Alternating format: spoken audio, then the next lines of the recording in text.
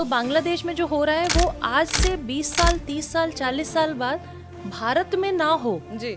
ये एक बहुत बड़ा एग्जाम्पल है और हमें उससे सीखना जरूर चाहिए। मुस्लिम लोग कह रहे हैं कि भाई हमारा हक दोबारा से बीजेपी छीनने चाह रही है, वो यही करती है, मुस्लिमों से उनका हक छीनती है। ओवैसी इस पर अपना बयान देना, अखिलेश यादव अगेंस्ट इसके हो गए हैं। भारत में कौन सी आजादी चाहिए भाई? आप मुसलमान हैं, आप बलात्कार करते हैं तो देखिए विपक्ष आपके साथ खड़े। 12 साल की लड़की का बलात्कार हो जाता है, gang rape, and she is pregnant, गर्भवती है वो। बिल्कुल। अखिलेश यादव का ये बयान किया कि नार्को टेस्ट होना चाहिए और नार्को टेस्ट माँ का भी होना चाहिए। आप ये सोचिए कि नार्को टेस्ट माँ का भी होना चाहिए, बेटी का भी होना चाहिए, बेटी का डीएनए भी होना चाहिए, लेकिन जो बलात्कारी मोइन खान है उसका कुछ नहीं होना चाहिए।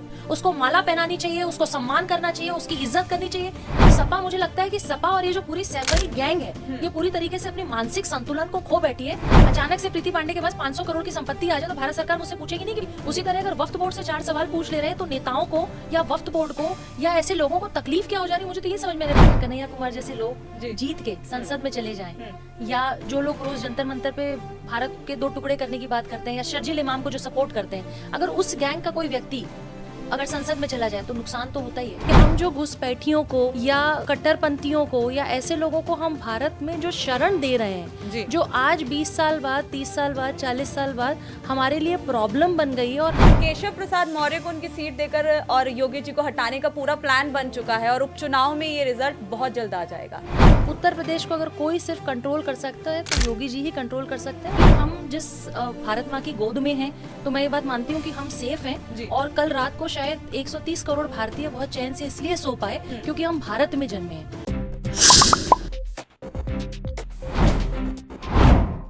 नमस्कार दर्शकों, बहुत बहुत स्वागत है आप सभी का हमारे चैनल सच टॉक्स में, और मैं हूं आपके साथ शिवानी मांगवानी। तो जैसा कि आप जानते हैं, देश भर में कई गंभीर मुद्दे इस वक्त चर्चाओं में हैं, चाहे वो वक्फ बोर्ड हो या बांग्लादेश हो, कई सारे मुद्दे चर्चाओं में बने हुए हैं। तो इसी पर चर्चा करने के लिए आज हमारे साथ एक खास मेहमान हमारे साथ स्टूडियो में मौजूद है, जो कि हैं प्रीति पांडे जी, जो कि एक सोशल एक्टिविस्ट हैं और अपने बेबाक अंदाज को लेकर हमेशा चर्चाओं में रहती हैं। अपने चाहे कोई भी मुद्दे हों उस पर अपनी बात रखने से कभी पीछे नहीं हटती। तो आज वो भी हमारे साथ इन मुद्दों पर चर्चा करने के लिए आई हैं। तो सबसे पहले उनका बहुत बहुत स्वागत करते हैं। नमस्कार, जय हिंद। जी मैम, देखिए बांग्लादेश में जो हिंसा छिड़ी हुई है, इसको लेकर सबसे पहला सवाल यही बनता है कि भारत जो है चिंता में आ गया है। तो क्या ये हिंसा भारत के लिए कोई बड़ा खतरा साबित हो सकती है? देखिए, जो बांग्लादेश में हो रहा है उससे हम सबक तो जरूर ले सकते हैं। एंड लकीली भारत में पिछले 10 वर्षों से जो सरकार है, मैं ये नहीं मानती कि आज जो आसपास हो रहा है, अगल बगल की जो कंट्रीज में हो रहा है, चाहे वो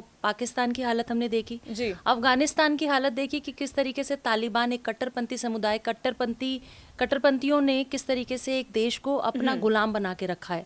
वहाँ पे अगर आप फुटबॉल खेलते हैं या आप दूसरे स्पोर्ट्स में, तो किस तरीके से उन खिलाड़ियों के सर काटे गए, किस तरीके से जो महिलाएं नेल पॉलिश लगाती हैं उनकी उंगलियां काटी गई, और किस तरीके से उन्होंने अपने कट्टरपंथी रूल्स रेगुलेशंस वहाँ चला रखे हैं। तो लेकिन लकीली हम जिस भारत माँ की गोद में हैं, तो मैं ये बात मानती हूँ कि हम सेफ हैं, और कल रात को शायद 130 करोड़ भारतीय बहुत चैन से इसलिए सो पाए क्योंकि हम भारत में जन्मे हैं।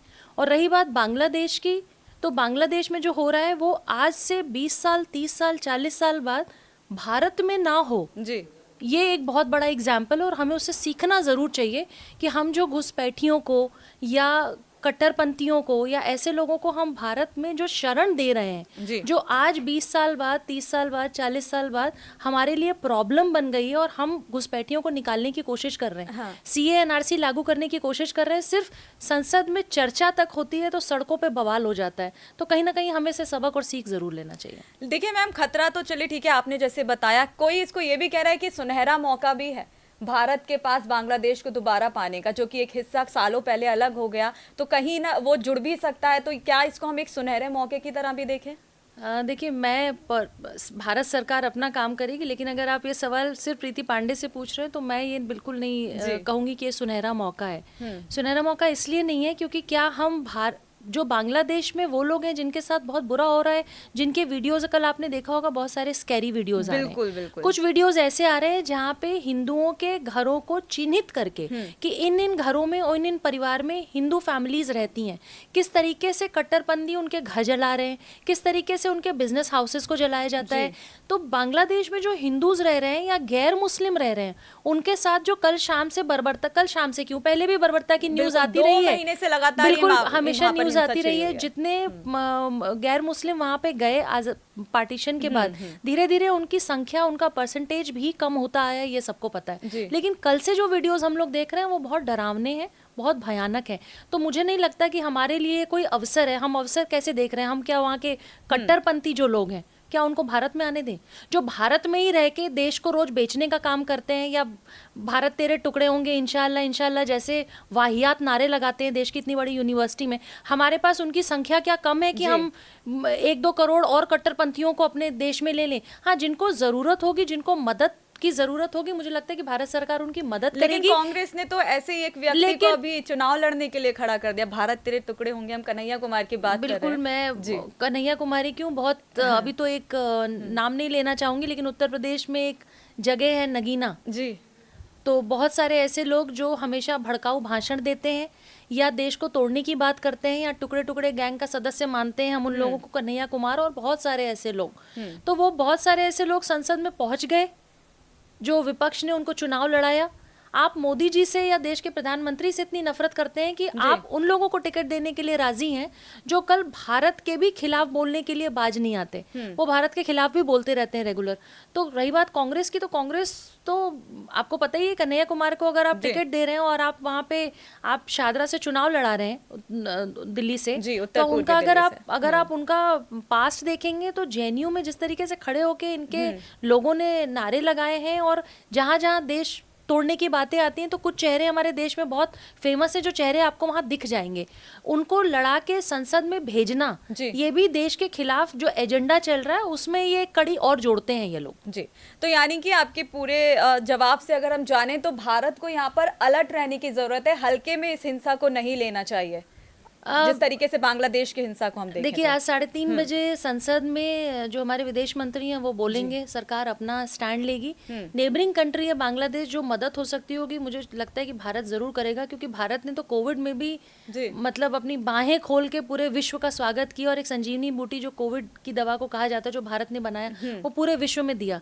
लेकिन हाँ, बिल्कुल आप सही कह रही हैं कि जिस तरह से अभी एक न्यूज़ सुबह आ रही थी कि उनके जेलों से जो उनके खतरनाक कैदी हैं वो तक भागे हैं, तो भारत को अलर्ट रहने की जरूरत है। और मुझे लगता है कि बॉर्डर सिक्योरिटी फोर्सेस हमारे इतने काबिल हैं कि किसी भी इस तरह के आतंकवादी को या किसी भी इस तरह के लोगों को जो देश में कहीं पे भी आग लगा सकते हैं, हिंसा कर सकते हैं, इनको कहीं से भी एंट्री भारत में नहीं मिलेगी। क्योंकि भारत में जो गृह मंत्री साहब बैठे हैं, जिनको हम बहुत प्यार से स्नेह से मोटा भाई कहते हैं, और जो देश में प्रधानमंत्री हैं, मुझे नहीं लगता किसी कट्टरपंथी को देश के बॉर्डर में घुसने देंगे, क्योंकि अगर छेड़ोगे तो छोड़ेंगे नहीं। ये एजेंडा जो 2014 से चल रहा है, ये हम लोगों का प्रिय है। देश के युवाओं को तो बहुत अच्छा लगता है कि देश में एक ऐसी सरकार है जहाँ पे किसी भी जिहादी मानसिकता के व्यक्ति, कट्टरपंथी और ये जो लाल सलाम वाले हैं, ये जो इस तरह के लोग हैं जो देश को तोड़ने का काम कर रहे हैं, इनके लिए देश में अब कोई जगह नहीं है। जी, यानी कि अब हम मान गए हैं कि भाई भारत को अलर्ट रहना चाहिए। इसी के साथ अगला सवाल हम रुक कर लेते हैं अपना वक्फ बोर्ड की ओर। तो मैम, जो 40 संशोधन को लेकर जो प्लान बना रही है मोदी सरकार,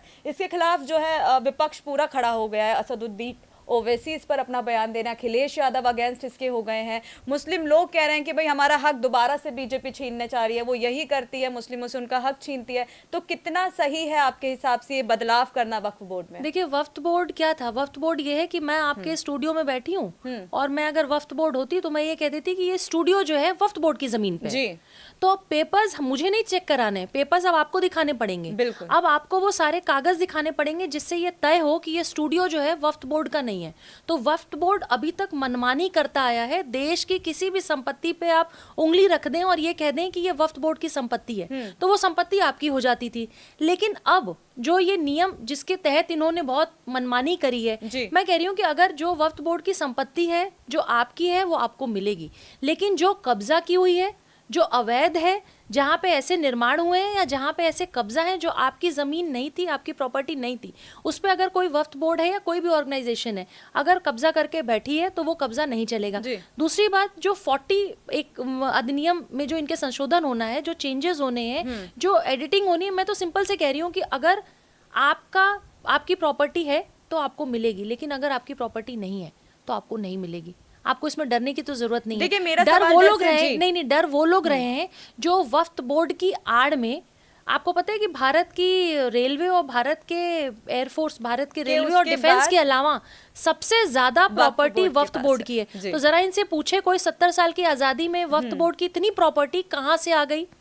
इनको मुगल देके गए थे, जी। जिनको ये कई बार बहुत सारे मौलानाओं का जो विरोध होता है वक्फ बोर्ड को लेके कि वक्फ बोर्ड के तहत बोलते हैं और सरकार के खिलाफ बोलते हैं, जरा उनसे पूछे कि मुगल जाते समय अपनी प्रॉपर्टी वक्फ बोर्ड को देके गए थे क्या? जी। 70 सालों में इतनी ज्यादा प्रॉपर्टी इनके पास कहाँ से आई है? यानी कि हम इस तरीके से इसको देख सकते हैं कि जो अवैध जमीन जो मुसलमान कई सालों से छुपा कर बैठे हैं उसका राज खुल सकता है, इसलिए थोड़ा घबरा रहे हैं मुस्लिम। हाँ बिल्कुल बिल्कुल, मैं तो कहती हूँ कि अगर भाई भारत सरकार की रेलवेज के बाद और डिफेंस के बाद सबसे ज्यादा प्रॉपर्टी अगर आपके पास है तो आपको बताना नहीं पड़ेगा जी। कि आपके पास प्रॉपर्टीज कहाँ है। अचानक से प्रीति पांडे के पास 500 करोड़ की संपत्ति आ जाए तो भारत सरकार मुझसे पूछेगी नहीं कि ऐसा मैं कौन सा बिजनेस करती हूँ, ऐसा मैं कौन सा काम करती हूँ कि मेरे पास 500 करोड़ की संपत्ति आ गई। उसी तरह अगर वक्फ बोर्ड से 4 सवाल पूछ ले रहे हैं तो नेताओं को या वक्फ बोर्ड को या ऐसे लोगों को तकलीफ क्या हो जा रही है, मुझे तो ये समझ में आ रहा है। इसका देखिए, मतलब ओवैसी जी का- चोर की जी। दाढ़ी में तिनका, चोर की दाढ़ी में तिनका है, उस तिनके को ढूंढने को भारत सरकार की जरूरत है बस। जी।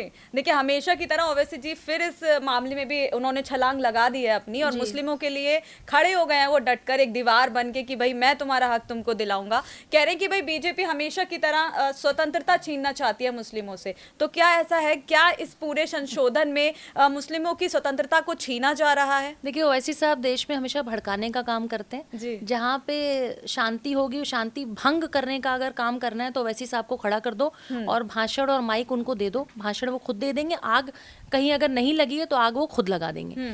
भारत में तो इतनी आज़ादी है मुसलमानों को कि अयोध्या में एक 12 साल की बच्ची का बलात्कार हो जाता है, गैंगरेप होता है बहुत दिनों से, लेकिन क्योंकि बलात्कारी का नाम मोइन खान है, मोइन खान होने की वजह से देश में इतनी आज़ादी है कि वो आज़ादी गैंग अभी तक अयोध्या नहीं पहुंचती है, वो एक्टिविस्ट नहीं पहुंचते हैं अयोध्या, वो नेता नहीं पहुंचते हैं, वो भाई बहन का जोड़ा नहीं पहुंचता है। वो आपको याद होगा लखीमपुर और हाथरस के मामले में, मणिपुर भी ले लीजिए आप। मणिपुर ग्रेटर नोएडा के, ग्रेटर नोएडा नहीं, मणिपुर तो मान लीजिए उस राज्य में नहीं है जिस राज्य में योगी जी हैं। वहां एक सेकंड, क्योंकि ये हमेशा इस फिराक में रहते हैं, इनकी गिद्ध वाली निगाह है, इनकी निगाह ये रहती है कि उत्तर प्रदेश में कुछ भी हो और एक मौका मिलना चाहिए। बंगाल से दीदी अपने सांसद भेज देंगी हाथरस या लखीमपुर, या भाई बहन का जोड़ा यहाँ से उठ के चला जाएगा। कोई लड़की जब हाथरस की जब घटना घटी और वो बच्ची जब दिल्ली के अस्पताल में थी तो नेता उससे मिलने नहीं गए जी। लेकिन जब वो हाथरस चली गई, जब वो वापस वहां पे गई है, और लखीमपुर का जब किस्सा हुआ है, तो ये जब बच्चियां वापस अपने प्रदेश जाती हैं और उत्तर प्रदेश की बाउंड्री जैसे क्रॉस करते हैं तो हमारे देश के नेताओं को पता नहीं क्या हो जाता है। हमारे देश के नेताओं को खलबली, अच्छा उत्तर प्रदेश का बॉर्डर क्रॉस कर लिया, अब योगी जी को घेरने का हमारे पास एक अवसर है। मैं तो कह रही हूँ कि आप अयोध्या वाले मामले में योगी जी को घेरिए और योगी जी से पूछिए कि आपके प्रदेश में ये लॉ एंड ऑर्डर का क्या हो रहा है, आप क्या कर रहे हैं। आपके 12 साल की लड़की का बलात्कार हो जाता है, gang rape, and she is pregnant, गर्भवती है वो। बिल्कुल। और मोइन खान का परिवार आज उसी बच्ची के ऊपर, मैं कल एक इंटरव्यू देख रही थी जिसमें मोइन खान का भतीजा, मोइन खान के भतीजे की पत्नी, वो ये कह रहे हैं कि राजू नाम का कोई लड़का है जिससे उस लड़की का अफेयर था। सीरियसली, हम इतने बेशर्म हो गए हैं कि हम 12 साल की बच्ची का कैरेक्टर एसिसिनेशन कर रहे हैं, लेकिन मोइन खान पे सवाल पूछने वाले, मतलब कोई ऐसा है नहीं जिसकी हैसियत नहीं है जो मोइन खान पे सवाल उठा सके। तो भारत में कौन सी आज़ादी चाहिए भाई? आप मुसलमान हैं, आप बलात्कार करते हैं तो देखिए विपक्ष आपके साथ खड़े, यही तो आज़ादी। ये तो आपको ओवैसी साहब से पूछना चाहिए, इससे ज़्यादा आज़ादी क्या चाहिए आपको देश में? देखिए, अखिलेश यादव जी की अगर बात करें, उन्होंने वक्फ बोर्ड पर तो बोला ही है कि भाई जो आज़ादी छीन रहा है मुस्लिमों की। उन्होंने अयोध्या मामले की अगर बात करें तो उसमें भी उन्होंने डीएनए की मांग की पहले, फिर उसके बाद उन्होंने कहा कि डीएनए की रिपोर्ट आ जाती है तो उसके बाद कार्रवाई करेंगे। तो इस पर आप क्या कहेंगे? देखिए, जैसे मायावती जी ने कहा, बिल्कुल बहुत अच्छी लगी मुझे उनकी बात कि अपने जब इनकी सरकार थी उत्तर प्रदेश में, तो उत्तर प्रदेश की सरकार में कितने डीएनए टेस्ट इन्होंने कराए थे। और दूसरा कि मायावती जी ने जब ये सवाल पूछे तो उसका जवाब ही नहीं दे पाया अखिलेश यादव। तीसरी चीज़ कि अखिलेश यादव का ये बयान कि डीएनए टेस्ट होना चाहिए, एक पवन पांडे भी हैं, इनके अयोध्या के ही एमएलए रहे हैं, और उन्होंने कहा कि नार्को टेस्ट होना चाहिए और नार्को टेस्ट माँ का भी होना चाहिए। मतलब उस 12 साल की बच्ची के माँ का भी नार्को टेस्ट होना चाहिए। तो आप ये सोचिए कि नार्को टेस्ट माँ का भी होना चाहिए, बेटी का भी होना चाहिए, बेटी का डीएनए भी होना चाहिए। हाँ। लेकिन जो बलात्कारी मोइन खान है उसका कुछ नहीं होना चाहिए। उसको माला पहनानी चाहिए, उसको सम्मान करना चाहिए, उसकी इज्जत करनी चाहिए। सपा, मुझे लगता है कि सपा और ये जो पूरी सैफई गैंग है ये पूरी तरीके से अपने मानसिक संतुलन को खो बैठी है। मतलब वो ये संवेदना भी नहीं प्रकट कर सकते कि एक जो घटना घटी है वो एक छोटी बच्ची के साथ घटी है। एक 12 साल का बच्चा है। सबके घर में बेटियां हैं, अखिलेश जी की भी अपनी बेटी होगी, हमारे घरों में भी छोटी बहनें हैं, परिवार है, मैं एक एनजीओ चलाती हूँ, बहुत सारे बच्चे। 12 साल की बच्ची के साथ इस तरह की घटना की कल्पना भी हम लोग नहीं कर सकते।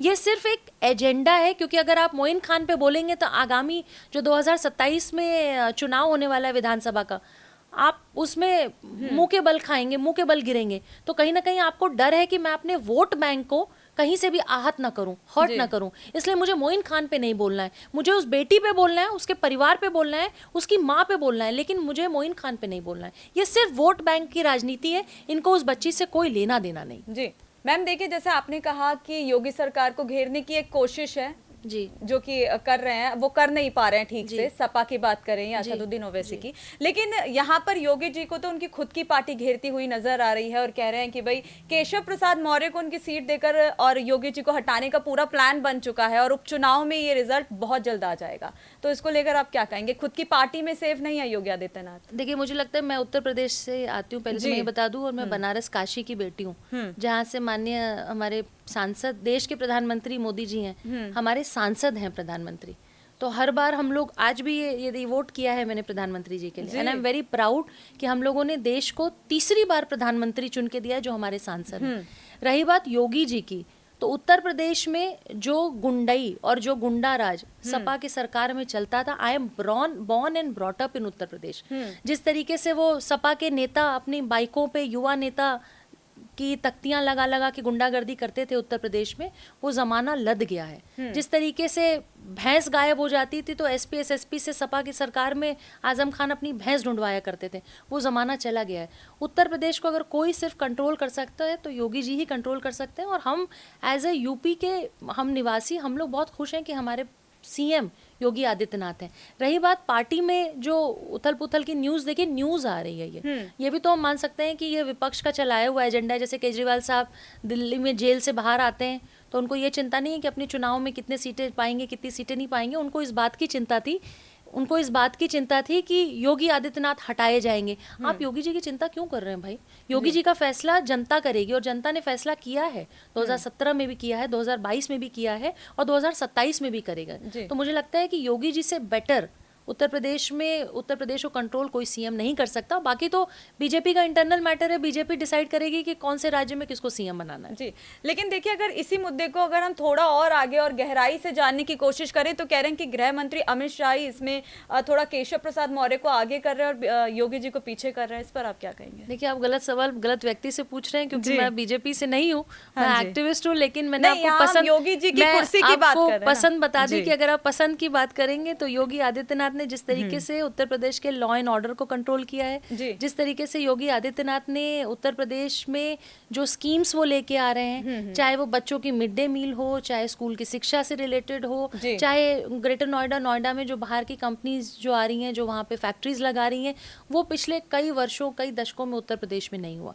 और जब गड्ढे होते हैं कहीं तो उन गड्ढे को भरने में टाइम लगता है। तो मुझे लगता है कि दो जो टेन्योर गया है, जो एक दशक पूरा उत्तर प्रदेश में गया है, अभी वो गड्ढे भरने का काम किया है। इसके बावजूद विदेश के कई कंट्री के कई बड़े जाने माने लोग ये कहते हैं कि योगी जी हमें दे दो। आपको याद होगा एक स्टेटमेंट एक कंट्री के किसी बड़े नेता ने कहा था कि योगी जी हमें दे दो, तो हमने कहा था नहीं, हम योगी जी को नहीं दे सकते, हमारे यहाँ बहुत फालतू नेता हैं, आप उन फालतू नेताओं को ले जाओ हमारे यहाँ। जी देखिए, चलिए अभी योगी जी का मुद्दा छिड़ ही गया है और अयोध्या की भी हमने बात की है, तो यहाँ पे मैं आपसे ये सवाल करना चाहूंगी, जैसे आपने अभी तारीफें योगी जी की गिनाई, लेकिन अयोध्या की बात करें या फिर उत्तर प्रदेश की जनता, उन्होंने इस बार योगी जी को नहीं चुना, यानी कि सपा को ऊपर रखा। तो कहाँ कमी योगी सरकार से रह गई है? देखिए, उत्तर प्रदेश के चुनाव में as a NGO, as a activist हम लोग पूरे 1-1.5 महीने थे, जिसमें हम लोगों से अपील कर रहे थे कि आपको जिसको भी वोट देना वोट दीजिए।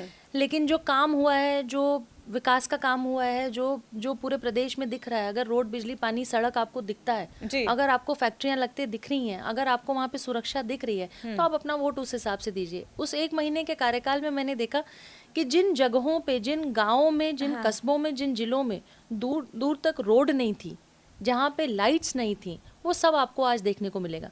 लेकिन कहीं ना कहीं वो जो खटाखट वाला, मुझे लगता है कि वो साल का 1 लाख रुपए और क्या इन्होंने जुमला फेंका था, जी। और संविधान बदल देंगे, संविधान अगर ये सरकार में आए तो संविधान बदल देंगे, जो प्रोपोगेंडा इन्होंने चलाया है कांग्रेस और सपा ने मिलके, वो कहीं ना कहीं शायद काम आया। वो अग्निवीर को लेकर जो कांग्रेस ने मैनिफेस्टो में जारी किया था बयान, वो भी कहीं ना कहीं आपके और जो झूठ बोला, जो झूठ बोला, आपको पता होगा कि अग्निवीर को लेके और संविधान को लेके और 1 लाख रुपए हम आपको सालाना देंगे। आपको याद होगा कि चुनाव जीतने के बाद कांग्रेस के दफ्तरों में बहुत जगह, बेंगलोर, कर्नाटक और उत्तर प्रदेश, लखनऊ, कई जगह देखा हम लोगों ने कि बहुत भारी संख्या में हमारी मुस्लिम बहनें खड़ी थी जो अपना अधिकार लेने आ रही थी, क्योंकि आपने झूठ बोल के तो उनसे वोट ले लिया, लेकिन चुनाव जीतने के बाद जब वो वही अपना अधिकार लेने खटाखट मांगा पैसे, तो आप खटाखट दे नहीं पाया, फटाफट भाग गए वहाँ से। तो जब आप भाग गए वहाँ से, तो कहीं ना कहीं जो आपका झूठ का पुलिंदा था, आप सबको पता है, लेकिन आपके झूठ ने कहीं ना कहीं काम किया। और उत्तर प्रदेश में एक चीज़ और कहूँगी कि उत्तर प्रदेश में वोटिंग लोगों ने की है। जैसे बनारस की अगर मैं बात करूं, तो इलेक्शंस जून में थे, बहुत गर्मी थी, बहुत सारे इश्यूज थे, लेकिन कहीं ना कहीं जो एकजुटता है उसमें और काम करने की हमें ज़रूरत है। क्योंकि विपक्ष में बहुत सारे लोग, आप किसी भी एयरपोर्ट पे जाते, आप किसी भी स्टेशन पे जाते, आप कहीं जाते, ट्रैवल करते, आपको विदेशों से भी एक समुदाय के लोग दिखेंगे जो पूरे उत्तर प्रदेश में जगह जगह वोट डालने आए थे। हम अपने घरों से वोट डालने के लिए सोचते हैं कि अरे बहुत गर्मी है, कैसे जाएंगे, लेकिन विदेशों से भी लोग टोपी लगा के, बुर्का पहन के वोट डालने आए थे जी।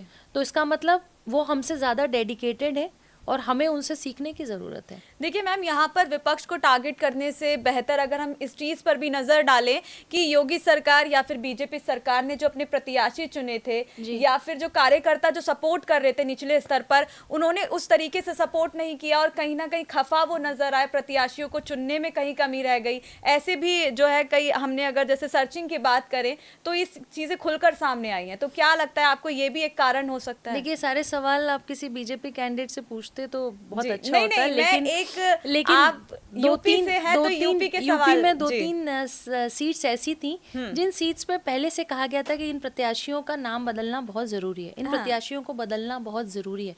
जिन प्रत्याशियों ने अपने जनता से 5 साल में मुलाकात न की हो, या जनता दरबार लगा के कभी जनता से वो मिले नहीं हो, और अचानक से फिर से आप उन्हीं जनता के वोट से आप चुन के आते हैं, जीतते हैं, आप लुटियंस में रहते हैं, नॉर्थ एवेन्यू, साउथ एवेन्यू में आपके बंगले अलॉट होते हैं, और 5 साल जब वहीं उसी जिले की जनता जब आपसे मिलने के लिए नॉर्थ एवेन्यू, साउथ एवेन्यू आती है, तो आप गेट से ही या तो उसको भगा देते हैं। ये मैं किसी पॉलिटिकल एक पार्टी के लोगों की बात नहीं कर रही हूँ, मैं बहुत सारे नेताओं को ऐसे जानती हूँ जो इस तरह की चीजें करते हैं। तो कहीं ना कहीं जनता से जो आपका डिस्कनेक्ट है, वो भी एक कारण हो सकता है। जो जनता आपको अपना माई बाप समझ के वोट दे रही है कि आप उनके लिए कुछ करेंगे, और 5 साल आप उनको दिखते नहीं, और 5 साल बाद अचानक से आप वोट लेने चले आते हैं, तो जनता भी स्मार्ट है, जनता भी समझती है, जनता को भी पता है कि उसके सुख दुख के साथी आप हैं या नहीं है। तो ये भी एक कारण था। और बहुत सारी जैसे खबरें आई कि बहुत सारी सीट्स पे बहुत प्रत्याशी बदलने की बात की गई थी, लेकिन नहीं बदले गए, उन प्रत्याशी को रिपीट किया गया, तो हो सकता है ये भी एक कारण हो। जी, देखिए सपा ने जैसे वहाँ पर ज़्यादा सीटें हासिल की हैं, तो क्या लगता है अब उत्तर प्रदेश में मुस्लिमों का राज ज़्यादा होने वाला है?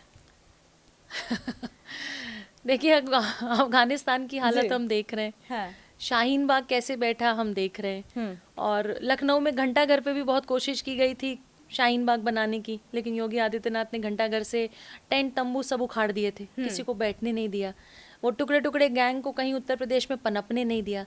लेकिन हाँ, ये सच है कि जब ऐसे लोगों की सरकार या ऐसे लोगों की मात्रा या ऐसे लोगों के नंबर जब संसद में बढ़ जाते हैं, तो मैंने आपको बोला ना कि अगर कन्हैया कुमार जैसे लोग जीत के संसद में चले जाएं, या जो लोग रोज जंतर मंतर पे भारत के 2 टुकड़े करने की बात करते हैं, या शर्जील इमाम को जो सपोर्ट करते हैं, अगर उस गैंग का कोई व्यक्ति अगर संसद में चला जाए तो नुकसान तो होता ही है। मैं ये मुसलमानों पे नहीं कह रही हूँ, क्योंकि मुसलमान तो आज़ादी में भी हमारे साथ थे, आज भी बहुत सारे मुसलमान में और कट्टरपंथियों में फ़र्क है। मैं कट्टरपंथियों के खिलाफ थी और कट्टरपंथियों के खिलाफ बोलती हूँ। अगर जो ऐसे लोग, जब आपको याद होगा कि अफगानिस्तान में जब तालिबान का ये सारा कुछ चल रहा था, उस समय भी सपा के बहुत सारे नेता या देश के बहुत सारे नेता तालिबान को सपोर्ट करते थे। तो अगर उन नेताओं की सरकार भारत में आ जाए, या उन नेताओं की सरकार उत्तर प्रदेश में आ जाए, तो सोचिए उत्तर प्रदेश का क्या हालत होगा।